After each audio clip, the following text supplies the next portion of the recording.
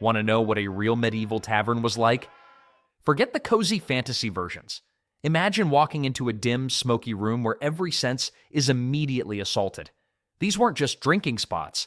They were the raw, unfiltered center of medieval social life, where history unfolded with every raised mug. The moment you stepped into a real medieval tavern, your senses would immediately be tested. First comes the smell, a pungent cocktail of unwashed bodies, spilled ale soaked into wooden floorboards for decades, and something vaguely rotten you can't quite identify. The floor beneath your feet, sticky, very sticky. Rushes were strewn across the floor to soak up spills, mud, and vomit. These weren't changed nearly often enough. In busier establishments, the floor might squish with each step, a medieval version of surround sound. Real medieval taverns featured rough-hewn planks balanced on barrels, wobbly three-legged stools that tipped over when patrons got too rowdy, and lighting so dim you could barely see what you were touching. Many taverns kept the lighting intentionally poor. It made the drinks look clearer and hid the questionable stains on the walls. Medieval taverns were loud. No background music to cover conversations meant everyone shouted to be heard. A typical evening soundtrack included heated haggling over prices, drunken ballads sung off-key, and the occasional crash of furniture being broken during a brawl. The architectural layout was generally simple but varied by region. Most consisted of a main room with a central hearth, smoke escaping through a hole in the thatch roof, which created its own unique atmosphere of perpetual haze. Taverns in larger towns might have 2 floors, drinking and socializing below, sleeping quarters above. Those sleeping quarters were typically just one large room where travelers slept side by side on straw mattresses. The furnishings were minimalist and built to withstand abuse. Tables were often just boards placed on trestles so they could be quickly moved or disassembled when fights broke out. Benches provided most of the seating, with stools reserved for regulars or those willing to pay extra. Decorations were practically non-existent. Perhaps a crude painting of the tavern's namesake animal or symbol above the door. Windows were small, if they existed at all, and often covered with oiled paper or thin animal hide instead of glass. This meant the interior was dim even during daylight hours. At night, tallow candles or rushlights provided meager illumination, their smoky, greasy light casting long shadows and adding to the haze. The bar itself wasn't the polished wooden counter we know today. It was typically a simple plank or half barrel where drinks were dispensed directly from casks. No fancy taps or dispensers, just wooden spigots hammered into barrels. Storage areas were often in plain sight, barrels stacked against walls, bundles of herbs hanging from rafters, and in coastal regions, sometimes nets full of dried fish dangling overhead, adding to the sensory experience. Medieval taverns lacked backrooms, so supplies remained visible throughout. Beer and wine casks lined walls, creating practical insulation while remaining accessible. Sacks of grain and preserved foods were stacked in corners or under benches. In northern regions, strands of sausages and dried meats hung from ceiling beams, curing in the hearth's smoke. Small barrels of precious spices sat near serving areas, displaying the establishment's prosperity while keeping valuables under watchful eyes. In Northern Europe, taverns commonly featured a central stone hearth that provided minimal heat but maximum smoke. Southern European establishments might have more sophisticated tile or brick hearths with chimneys, a luxury that meant less smoke but didn't necessarily improve the overall ambiance. Finding the entrance to a medieval tavern wasn't difficult. A pole extending from the building with a distinctive sign made identification easy even for the illiterate. Common tavern names included the Black Bear, the Red Lion, or simply an image of a crown, representing royal permission to operate. And there was an unexpected benefit to the cramped spaces: warmth. In winter, a packed tavern full of bodies was one of the few truly warm places a commoner might find. The heat of dozens of people pressed together could raise the temperature significantly, which only enhanced the unique tavern aroma. Yet despite these less than luxurious conditions, medieval taverns remained essential to people. You might think medieval taverns were just for peasants escaping their hard lives, but the truth is far more colorful. These establishments attracted a surprisingly diverse crowd from all levels of society. Laborers made up a good portion of the clientele. After long days in fields or workshops, many stopped by for a drink before heading home. For some, the tavern offered the only warmth they'd feel all day during winter months. Farmhands, blacksmith apprentices, and other workers often spent what little coin they had on ale rather than on improving their living conditions. One 15th century record from York shows that a carpenter spent nearly half his weekly earnings at his local tavern, a habit that drove his wife to complain to the local magistrate, who, ironically, was probably drinking at the same establishment that evening. Merchants were just as common a sight.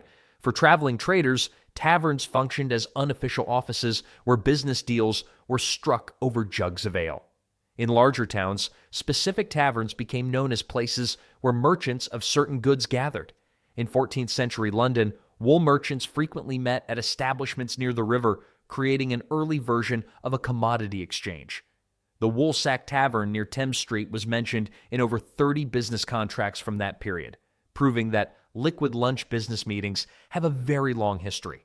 Perhaps most surprisingly, clergy were regular tavern goers. Despite sermons condemning drunkenness, monks and priests were frequently spotted enjoying ale alongside everyone else. This wasn't entirely hypocritical. Many monasteries owned taverns as income sources, and monks were often skilled brewers themselves. The Abbey of St. Albans operated 3 taverns by 1250, all serving ale brewed by the monks. Church records show numerous instances of clergy being disciplined for excessive tavern visits, including a case where a priest was caught leading a drunken singing competition while standing on a table, giving new meaning to raising spirits. Knights and men-at-arms weren't strangers to taverns either. While traveling between assignments or during tournaments, these professional fighters often stayed at taverns rather than imposing on local nobles. Their presence could either prevent trouble or cause it, especially when knights from rival lords encountered each other over drinks. One chronicle mentions a tavern brawl in 1387 that began when 2 knights argued over a tournament result and ended with 7 injuries, 12 broken stools, and a collapsed ceiling beam. Medieval knights, protecting the realm by day, destroying furniture by night. Even nobles visited taverns, though they typically frequented higher-end establishments or private rooms. For young aristocrats, slumming in common taverns became something of a rebellious thrill. Women were present in taverns too, though their roles varied.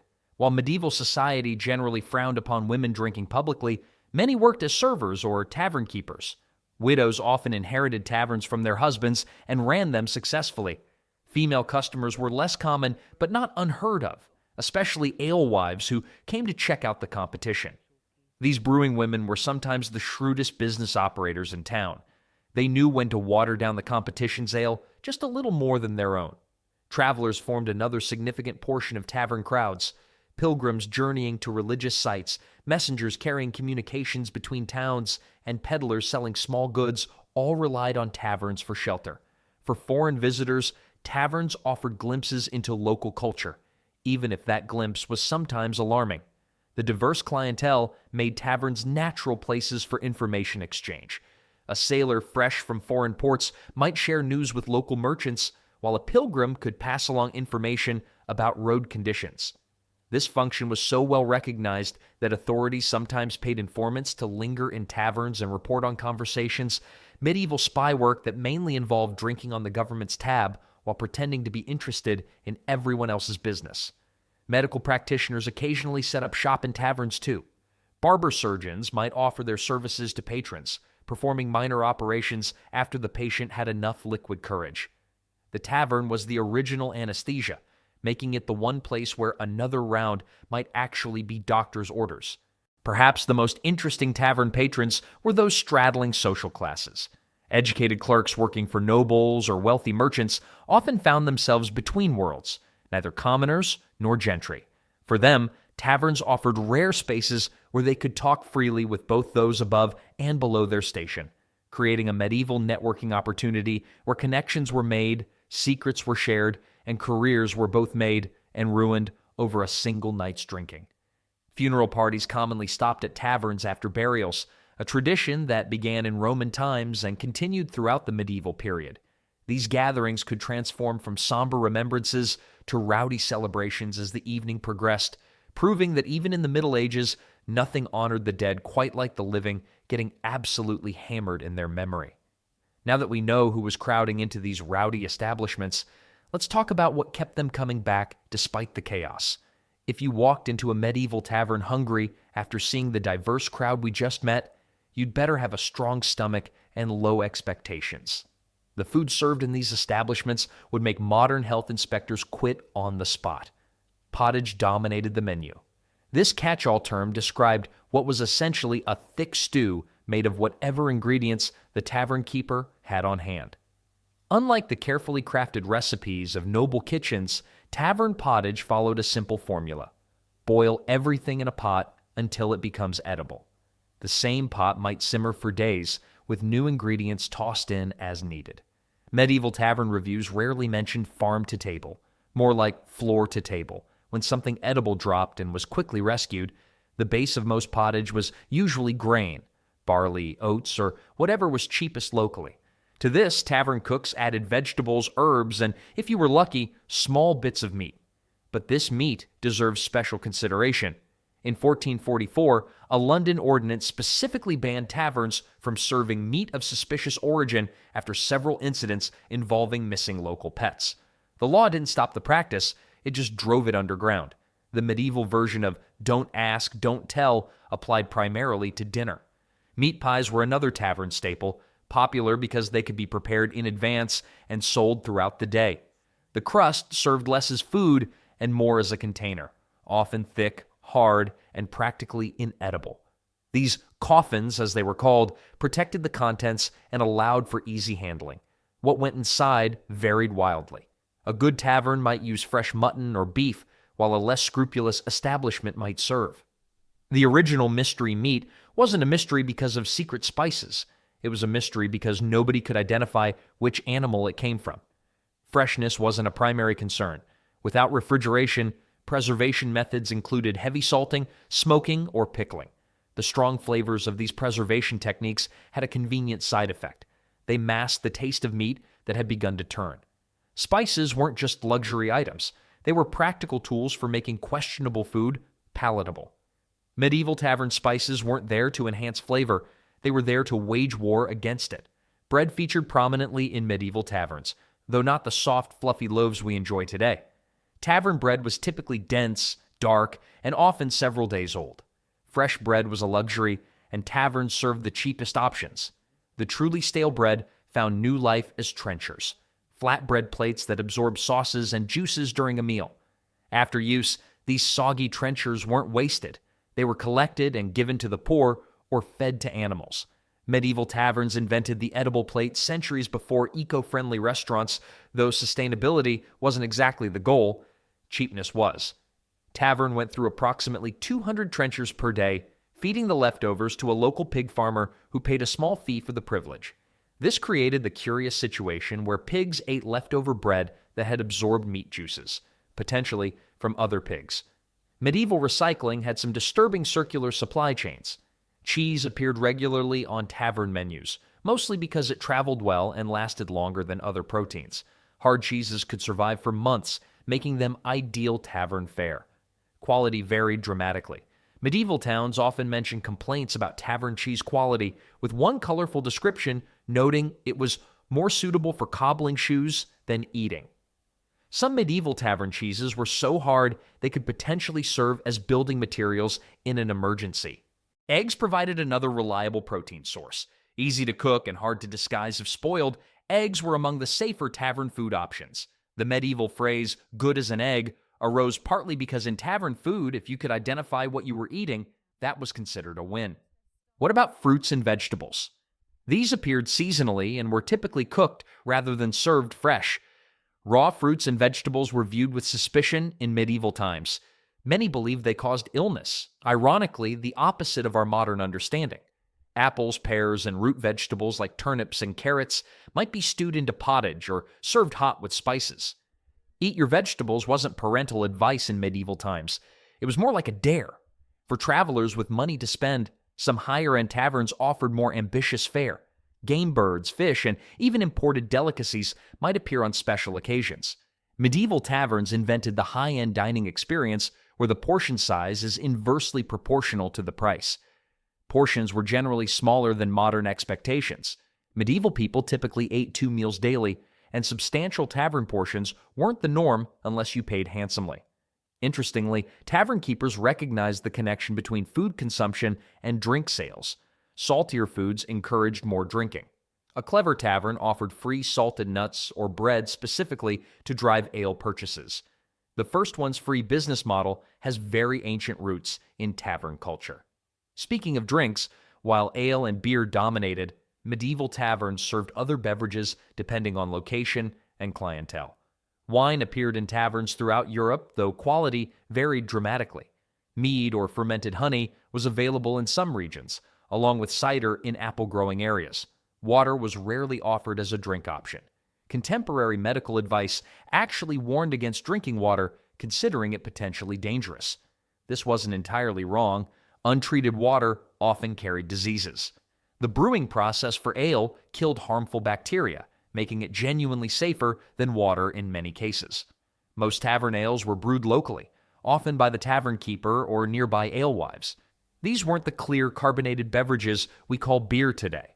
Medieval ale was cloudy, flat, and significantly lower in alcohol content than modern beers.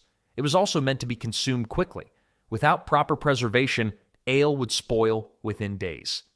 Drink fresh wasn't a marketing slogan, it was a health advisory. Watering down drinks was so common that laws specified maximum penalties for tavern keepers caught diluting their ale. In London, repeated offenders could be placed in the thew, a public restraint where they would be pelted with rotten food and verbal abuse. Despite the punishment, watering down drinks remained standard practice. Medieval tavern keepers invented the fine art of looking innocent while pouring ale with one hand and water with the other. With food and drink of such questionable quality filling medieval bellies, what did people do to distract themselves from what they were consuming? Despite the questionable food we just explored, medieval taverns remained packed night after night. Why? Because they offered something people desperately needed: entertainment. For a population working from dawn till dusk, taverns provided rare opportunities for fun, games, and socialization, though these activities often took rowdy and sometimes dangerous forms. Gambling topped the entertainment menu at every tavern worth its salt. Dice games reigned supreme, with variants played throughout Europe.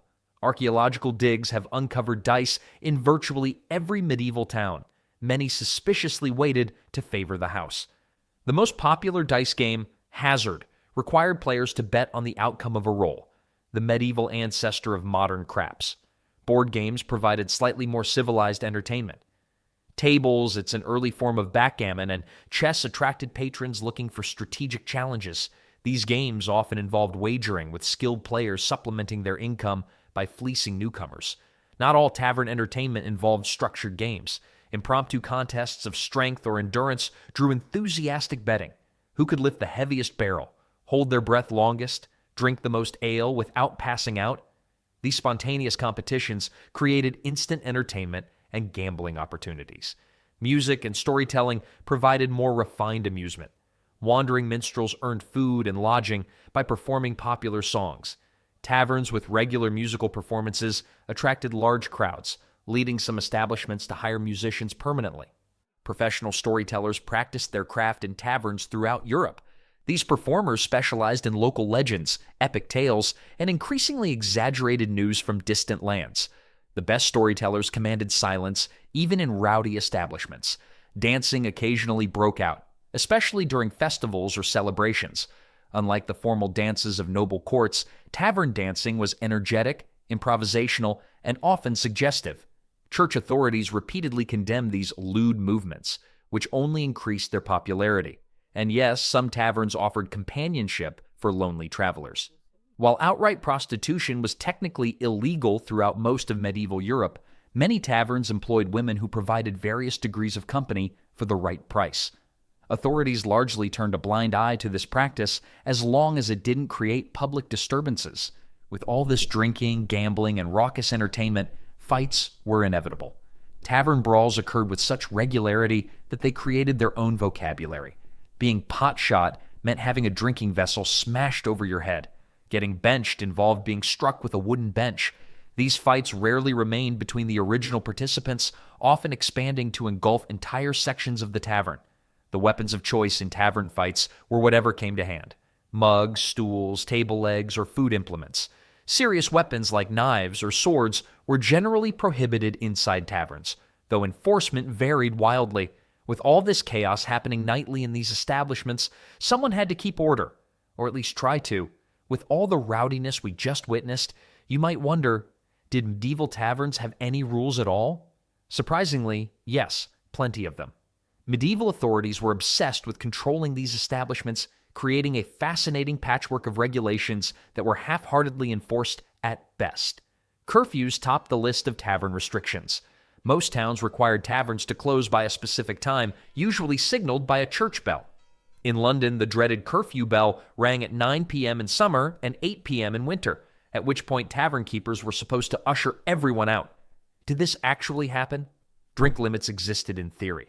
Several English kings attempted to restrict how much ale a single person could purchase in one sitting.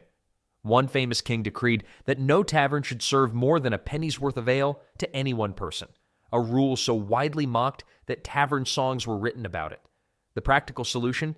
Customers simply moved between multiple taverns once they hit their limit. Weapons bans proved more enforceable. Most towns prohibited carrying swords, daggers, or other serious weapons inside taverns. Patrons usually had to surrender these at the door, where they were stored until departure. This didn't prevent violence, it just downgraded it from potentially lethal to merely injurious. Price controls attempted to keep taverns affordable while preventing price gouging. Ale prices were regulated in many European towns, with official ale conners appointed to test quality and enforce fair pricing. These officials had the enviable job of visiting taverns regularly to sample their products. The testing method was particularly unusual. They would pour ale on a wooden bench and sit in it while wearing leather breeches. If the breeches stuck to the bench when they stood, the ale was deemed too sugary and therefore watered down. Many towns implemented a crude licensing system. In England, tavern keepers displayed an ale stake, a pole with a bush attached, outside their establishment to indicate official permission to operate. Unlicensed taverns faced fines but thrived nonetheless, especially in areas where enforcement was lax. The medieval equivalent of bouncers did exist, known variously as ruffians, strong-arms, or tavern guards. These individuals were hired specifically to handle troublemakers. Unlike modern bouncers who might politely escort you out, these medieval enforcers used direct methods. Punishments for breaking tavern laws ranged from fines to public humiliation. Repeated offenders might find themselves placed in the stocks or pillory, where fellow townspeople could express their disapproval through rotten vegetables and verbal abuse. Some towns had special punishments just for tavern-related offenses. In Bristol, disruptive drunks were forced to wear a drunkard's cloak, a heavy barrel with holes for the head and arms, while being paraded around town. With all these laws attempting to keep order, how did medieval tavern keepers actually run their businesses and turn a profit? This brings up an interesting question. How did medieval patrons actually pay for their drinks and food? The answer involves far more than simply handing over coins.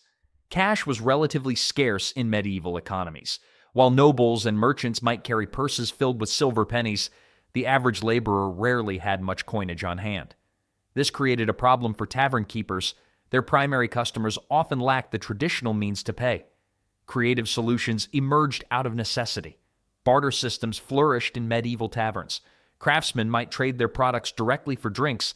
A carpenter could repair a broken table in exchange for an evening's ale, or a blacksmith might sharpen kitchen knives for the same.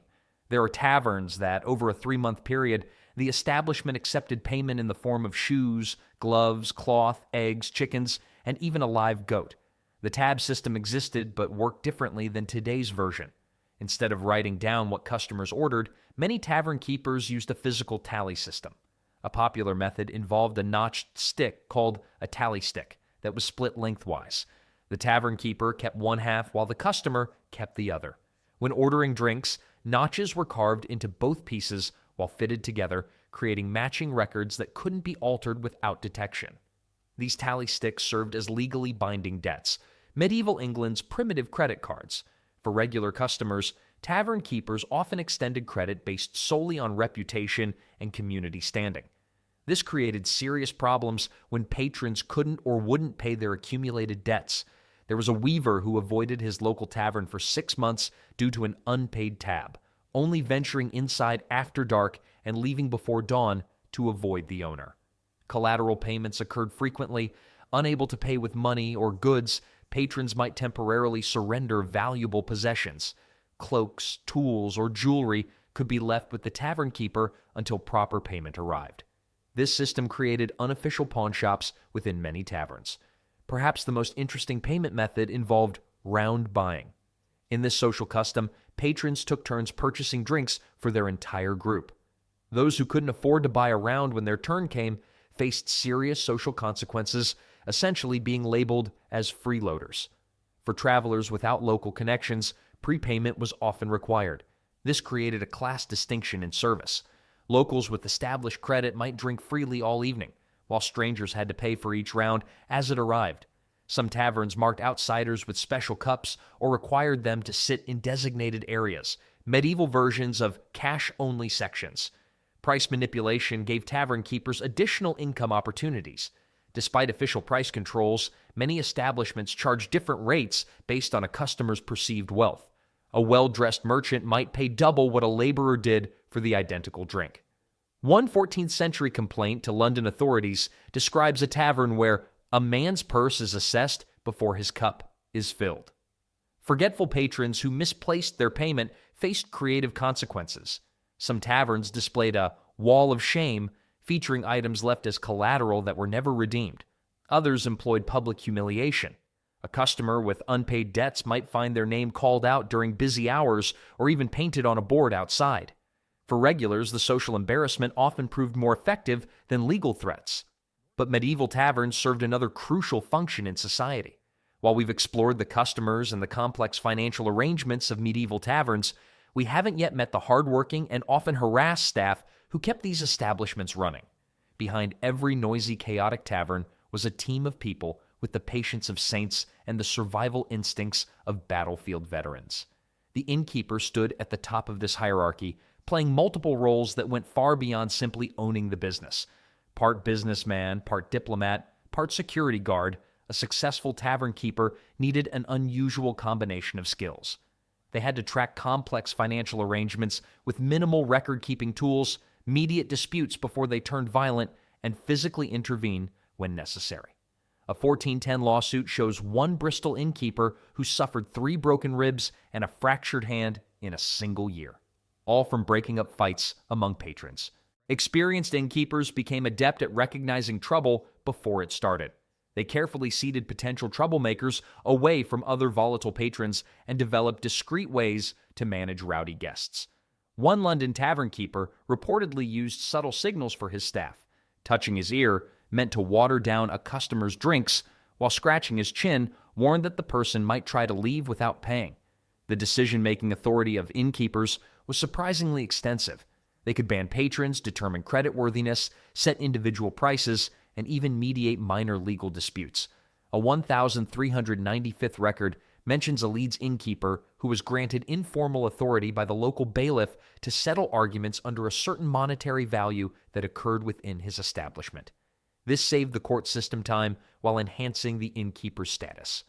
Below the innkeeper were the serving staff, predominantly young women who had perhaps the most challenging role in the entire establishment. Their job combined elements of food service, crowd control, debt collection, and harassment management. The term serving wench that appears in later literature dramatically understates the complexity of their position. Female servers navigated a precarious social position. They needed to be friendly enough to encourage drinking and spending while maintaining boundaries with rowdy, often intoxicated men. A serving woman's reputation required constant defense. Ecclesiastical courts show numerous cases where tavern workers sued for defamation after being falsely accused of prostitution simply because they worked in taverns. These women developed impressive memory skills out of necessity. Without written orders, a good server could remember dozens of drink requests, who had paid, who was running a tab, and which customers had a history of troublesome behavior. They also needed substantial physical strength. A full pitcher of ale could weigh several pounds, and servers might carry multiple pitchers at once through crowded rooms for hours on end. Payment for serving staff varied widely. Some received small wages, others worked primarily for tips, while some were compensated mainly through room and board. A 1402 employment agreement shows a server would receive 2 pennies per day, 1 meal, and lodging in the attic room with other servants, barely enough to survive on, explaining why many supplemented their income by selling small handicrafts or offering services like mending clothes during slower periods. The kitchen staff operated in perhaps the most challenging environment of all. Medieval tavern kitchens were hot, smoky, dangerous places where burns and injuries occurred regularly. Working with primitive tools over open flames while preparing food for dozens of impatient customers created incredible pressure. Kitchen workers developed remarkable efficiency despite these conditions. Creativity defined tavern cooking. Kitchen staff had to transform whatever ingredients were available, often of questionable quality or nearing spoilage, into something customers would willingly consume. This required knowledge of preservation techniques, spices to mask off flavors, and presentation methods to make humble ingredients seem more appetizing. A tavern kitchen lists spice powders to improve meat past its prime as a standard supply item. The relationship between kitchen staff and servers often became strained during busy periods. A surviving complaint from a 15th century London tavern describes a heated argument where a cook threatened a server with a ladle for rushing him to complete orders. Yet these teams had to work together closely, especially when dealing with customer complaints about food quality or slow service. Perhaps the wisest piece of advice for any medieval tavern patron was simple: be nice to the staff. Customers who treated servers respectfully received better service, more generous portions, and perhaps most importantly, unadulterated food and drink. Those who abused staff might find their ale suspiciously watery, their food mysteriously cold, or their meals prepared with considerably less attention to cleanliness. Medieval accounts frequently mention tavern staff taking quiet revenge on rude customers. One particularly obnoxious patron who mocked a server's appearance was given ale from the bottom of the barrel, where the dregs and the occasional dead mouse settled. Another account describes kitchen workers spitting in the food of a notorious bully before serving it with excessive politeness. For all their hardships, tavern workers formed tight-knit communities.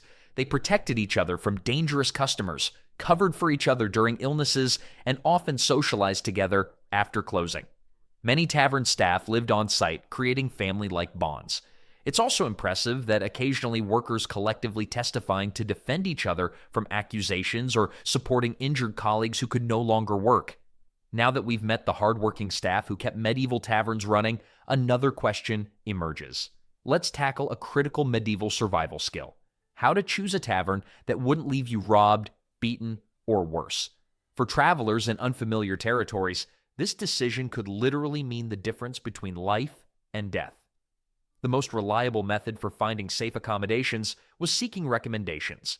Merchants, pilgrims, and other frequent travelers developed networks to share information about taverns along common routes.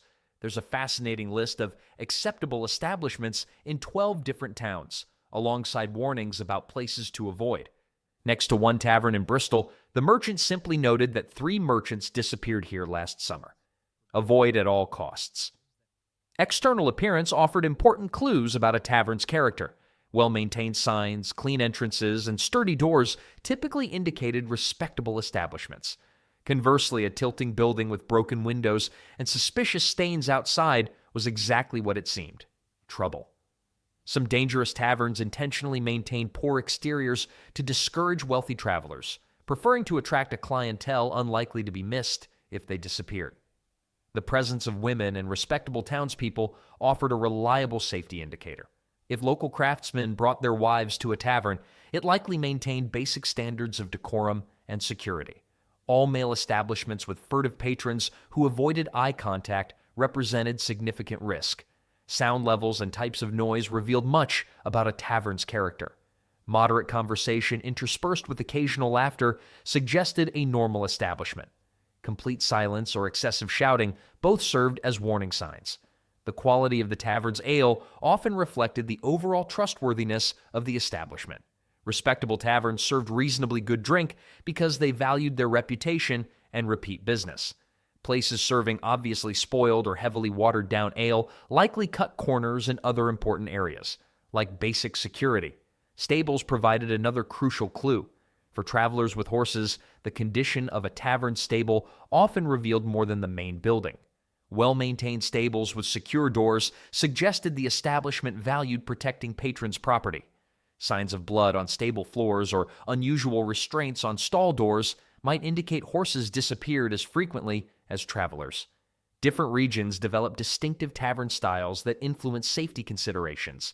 English taverns typically featured open common rooms where most customers remained visible to each other, generally safer than the private room model common in parts of France and Germany, where travelers might find themselves isolated and vulnerable.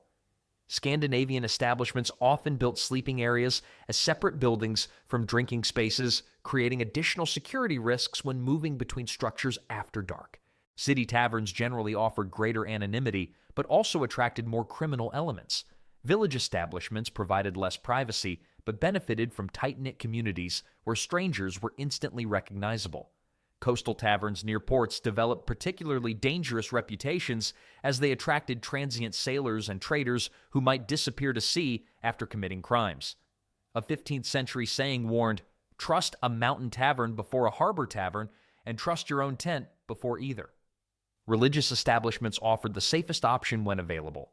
Many monasteries maintained travelers' hospices that, while basic, provided secure lodging. These religious houses didn't serve ale to the general public, but often provided travelers with food and drink as part of their charitable mission. For those prioritizing safety over entertainment, these represented the best option, though they typically required donations and participation in religious observances. For those with status or connections, private homes provided alternatives to public taverns. Merchants with guild connections often stayed with fellow guild members when traveling, while nobles could expect hospitality from other aristocratic houses. Letters of introduction facilitated these arrangements, allowing travelers to bypass taverns entirely in some cases. If forced to stay in an uncertain establishment, experienced travelers employed various precautions. These included blocking doorways with furniture, sleeping fully clothed with valuables concealed underneath, or taking turns keeping watch throughout the night. A particularly cautious German merchant in 1432 described traveling with a small dog trained to bark at anyone approaching while he slept. An early medieval alarm system. Despite all these dangers and precautions, the medieval tavern's reign eventually shifts to a different path. The medieval tavern didn't disappear overnight. Instead, it gradually transformed through a series of social, economic, and regulatory changes that began in the late medieval period and accelerated during the Renaissance and early modern era. The introduction of hops revolutionized brewing in the 15th and 16th centuries. While traditional medieval ale spoiled quickly, hopped beer remained drinkable much longer. This innovation allowed for larger-scale production and distribution, transforming the industry from local alewives brewing small batches to commercial operations that could supply multiple establishments. By 1500, specialized breweries were emerging across Europe, separating brewing from serving for the first time in many regions. Architecture and layout evolved significantly as taverns transitioned into early modern public houses. The traditional open hall with a central hearth gave way to more compartmentalized spaces with separate rooms for different activities or social classes. Chimneys replaced open fires, dramatically improving air quality. Windows expanded in size, bringing in more natural light as glass became more affordable. Sanitation standards improved through both regulation and changing cultural expectations. By the mid-16th century, many European towns had enacted ordinances requiring tavern keepers to regularly clean their premises. The infamous floor rushes, traditionally left unchanged for months, were gradually replaced with wooden floors that could be scrubbed. A Bristol regulation required tavern floors to be washed weekly and specified that no establishment shall allow human waste to remain within view of patrons. Basic but significant progress. Food service became more formalized and regulated. The medieval practice of serving whatever was available in a communal pot evolved toward fixed menus with standardized offerings. Health authorities began inspecting food more regularly, particularly in larger cities. An ordinance established the first systematic food inspection system with appointed officials authorized to destroy meat unfit for Christian consumption, found in taverns and cookshops. Drinking vessels underwent their own revolution. The communal wooden or earthenware cups of medieval taverns gradually gave way to individual glass vessels. While expensive at first, glass drinking vessels became increasingly common throughout the 16th century. They not only improved the drinking experience, but also made it harder to conceal dirt or poor quality drinks. An inventory from a prosperous tavern lists 4 dozen drinking glasses for the common room, a sign of changing standards. Social regulation increased significantly as authorities asserted greater control over public spaces. The relatively permissive medieval approach gave way to more structured rules governing opening hours, permissible activities, and acceptable behavior. Gaming restrictions became more comprehensive and better enforced. A 1598 proclamation in Edinburgh limited dice and card games to specific hours and banned them entirely during religious festivals, with records suggesting these rules were actually enforced, unlike their medieval predecessors. Sleeping accommodations improved dramatically as dedicated inns began to separate from drinking establishments. While medieval taverns often offered haphazard sleeping arrangements, purpose-built inns with private or semi-private rooms emerged as distinct businesses. By the early 17th century, clear distinctions existed between drinking houses and lodging houses in most European towns. The clientele itself changed over time, as dedicated coffee houses emerged in the 17th century, attracting merchants and professionals for business discussions. Traditional taverns increasingly served a narrower demographic. The medieval tavern's remarkable social mixing gradually gave way to more class-stratified establishments. Different types of drinking establishments served different social classes, from elegant wine rooms for the wealthy to simple alehouses for laborers. Licensing systems became more comprehensive and effective. While medieval authorities attempted to regulate taverns, early modern governments created more robust systems. England's 1552 Licensing Act represented a watershed moment, requiring all ale sellers to obtain formal permission from local justices and establishing standards for operation. Similar systems spread across Europe, bringing previously unregulated establishments under official oversight. Specialization created distinct categories of drinking establishments. The catch-all medieval tavern evolved into specialized businesses, alehouses serving primarily beer, taverns offering wine and more substantial food, and inns providing accommodation with full meal service. This specialization reflected increasing government control and consumer sophistication. A 1633 guide to London lists these distinct categories and advises travelers on which type best suits different needs. The social function these establishments serve, however, remains surprisingly consistent across the centuries. Look around any busy pub on a Friday night and you'll spot behaviors that would make a medieval tavern goer feel right at home. Despite all our technological progress and social evolution, drinking establishments remain remarkably consistent in their basic human functions. The DNA of those chaotic, smelly medieval taverns survives in surprising ways. Take the concept of the regular seat, that unwritten rule that certain patrons have unofficial ownership of specific spots. This tradition dates directly to medieval times, when court records show actual physical fights over preferred bench positions. A tavern dispute erupted when a newcomer sat in Thomas the Baker's corner, where he has rested his backside these past 12 years. Today's territorial bar patrons might use glares rather than fists, but the psychology remains identical. The communal round-buying ritual practiced in pubs worldwide, pure medieval tradition. The practice of taking turns purchasing drinks for an entire group began as a practical solution in an economy short on coins. It evolved into a powerful social custom that revealed character and established community standing. Modern patrons who conveniently disappear before their turn to buy comes around face the same social penalties their medieval counterparts did, just without the stocks and pillory afterward. Bar tabs themselves carry forward medieval economic arrangements. While today's computerized systems have replaced notched tally sticks, the fundamental concept remains unchanged. Trust-based credit allowed to regular customers. Even the bar tab's inevitable companion, the unpaid debt, continues a grand medieval tradition. A 2018 survey revealed that 30% of British adults had at least once forgotten to settle a bar tab, a statistic that would surprise absolutely no medieval tavern keeper. The physical act of raising glasses in a toast connects directly to medieval drinking customs. Early medieval drinkers shared communal vessels, with the ritual lifting acknowledging mutual trust. When suspicious of poisoning or tampering, drinkers would clash cups forcefully. sloshing liquid between vessels to demonstrate clean drinks. Today's gentler glass clinking maintains this symbolism, even though most modern drinkers have no idea they're performing a medieval poison detection ritual. Our tendency to discuss sensitive matters over drinks perpetuates taverns' historical function as information exchanges. Just as medieval taverns hosted the day's crucial news and gossip networks, modern bars remain places where professional secrets, community happenings, and personal confessions flow more freely. The phrase loose lip sink ships could apply equally to medieval or modern drinking establishments. Even drinking games maintain medieval lineage. While beer pong might be relatively new, competitive drinking itself traces directly to medieval taverns.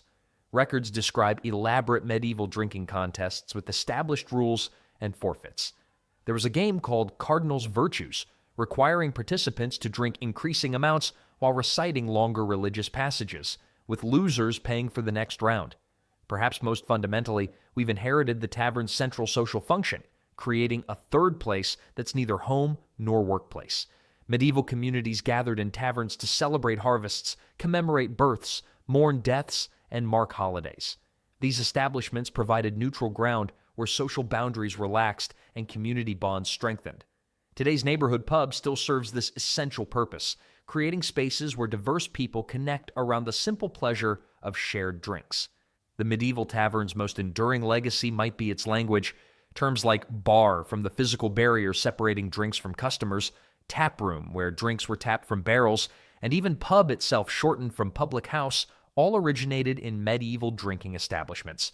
When you order a round or pay your tab, you're using vocabulary developed when knights and peasants stood side by side at rough wooden counters. So next time you're enjoying your local pub, spare a thought for those medieval predecessors. The traditions you're participating in have survived centuries of social change precisely because they satisfy something fundamental in human nature: our need to occasionally escape everyday pressures in the company of others, preferably with something intoxicating in hand.